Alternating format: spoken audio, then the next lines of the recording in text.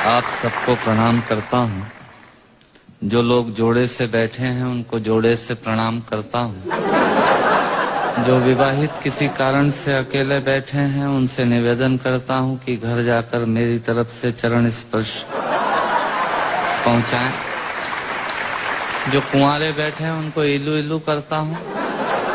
उन लोगों को विशेष प्रणाम करता हूँ जो सहारा श्री अमर सिंह जी, मुलायम सिंह जी के प्रोटोकॉल में यहाँ जबरदस्ती फंसे हुए हैं, जिनका कविता से कोई लेना देना नहीं है। मैं उनको प्रणाम करता हूँ। उन लोगों को स्पेशल प्रणाम करता हूँ जो भोजन के चक्कर में ये भजन का आनंद ले रहे हैं।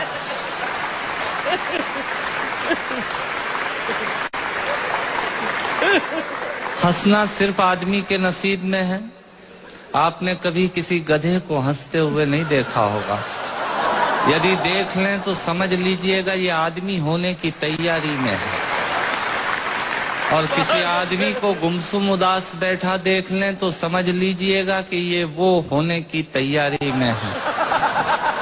आनंद से बैठिएगा। मैं आपको ज्ञान की एक भी पंक्ति नहीं सुनाऊंगा। भगवान महाकाल की कसम खाकर कहता हूँ, इस देश में अमिताभ जी आजकल ज्ञान की स्थिति बड़ी खराब चल रही है। सवेरे 18 चैनल खोलो तो 19 बाबा प्रवचन देते हुए मिल रहे हैं और उसी समय हम ब्रश करके थूक रहे हैं। भारतीयों का कुछ हिसाब किताब समझ में नहीं आता। भारतीय आदमी अपने तरीके से जिंदगी जीता है।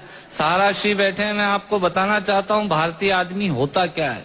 बेसिकली भारतीय आदमी वो होता है जो टूथब्रश के आगे वाले हिस्से के खराब हो जाने के बाद चाकू को गर्म करके उस पोर्शन को काटता है और बचे हुए हिस्से से पजामे में नाड़ा डालने का यंत्र बनाता है।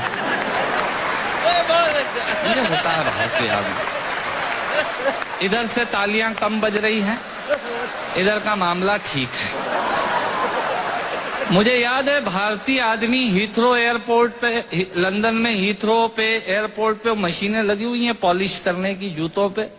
एक पैर डालो पॉलिश हो जाती है, दूसरा पैर डालो पॉलिश होने के बाद वो पैर पकड़ लेती है।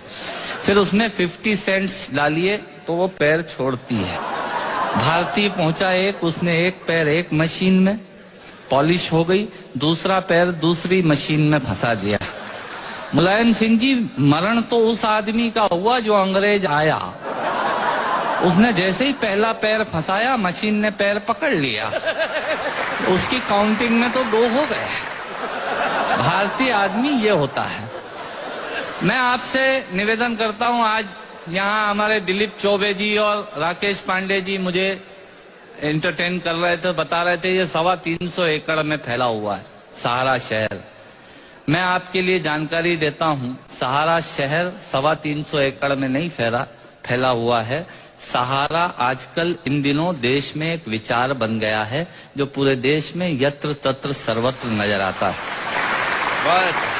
हथौड़े ने चाबी से पूछा, सुन चाबी, लोहा तो तेरे पास कम है, ताकत तेरे पास कम है, पर तू ताले को इतनी सरलता से कैसे खोल लेती है और मुझे खोलने में बहुत ताकत लगती है। तब चाबी ने हथौड़े को जवाब दिया कि सुन हथौड़े, लोहा और ताकत तेरे पास ज्यादा है, पर तू ताले की ऊपरी सतह को छूता है और मैं ताले के अंतर मन तक जाती हूँ और उससे निवेदन करती हूँ और वो खुल जाया करता है।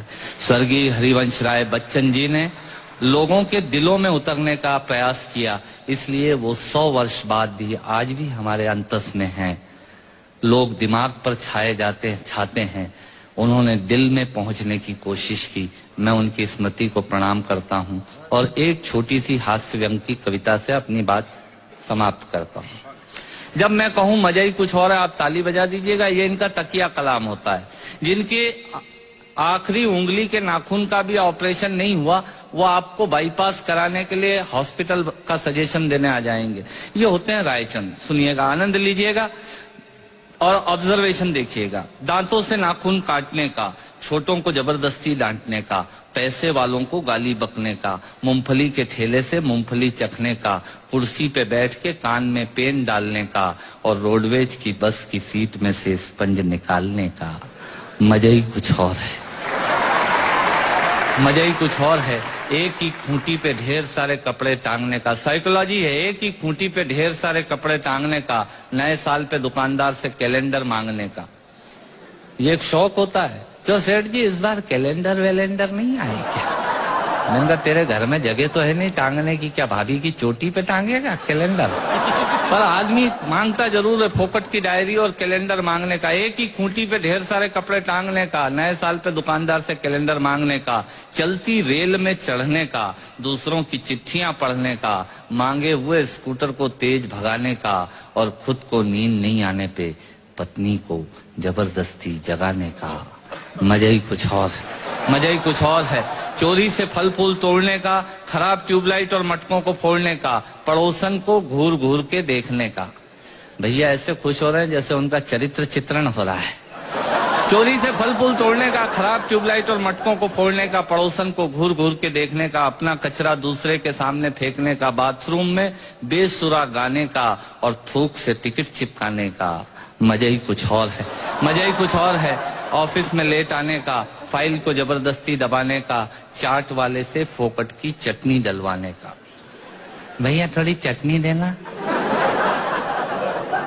ऑफिस में लेट आने का, फाइल को जबरदस्ती दबाने का, चाट वाले से फोकट की चटनी डलवाने का, बारात में प्रेस किए हुए कपड़ों पे फिर से प्रेस करवाने का, ससुराल में साले से पान मंगाने का और साली की पीठ पे धोल जमाने का। मजा ही कुछ और है, मजा ही कुछ और है। ब्याज के माल से मलाई खाने का, थर्ड क्लास ससुराल को फर्स्ट क्लास बताने का। ससुराल किसी की बुरी नहीं होती, और साला तो विवेकानंद जी से कम बुद्धिमान किसी का होता ही नहीं है। और ब्याज के माल से मलाई खाने का, थर्ड क्लास ससुराल को फर्स्ट क्लास बताने का, पंगत में बैठ के एक ही सब्जी के लिए दो दोने लगाने का, आरती में सबसे ज्यादा फटा हुआ नोट चढ़ाने का, दूसरे के टेलीफोन से चिपकने का, गुटके और पान इधर उधर पिचकने का, कमजोर से बेमतलब लड़ने का और पत्नी को रोज रोज परेशान करने का। मजा ही कुछ और है। मित्रों, श्रोताओं को भी कविता सुनाने का मजा ही कुछ और होता है, पर मन मेरा उस वक्त रोता है जब मजे के लिए शब्द अपने अर्थ खो जाते हैं, और कुछ श्रोता तो बैठे बैठे ही सो जाते हैं, और कुछ श्रोता तो बैठे बैठे ही सो जाते हैं। यदि आप जीवित और जागृत हैं तो प्रमाण बताइए। कविता खत्म करता हूँ, तालियां बजाइए।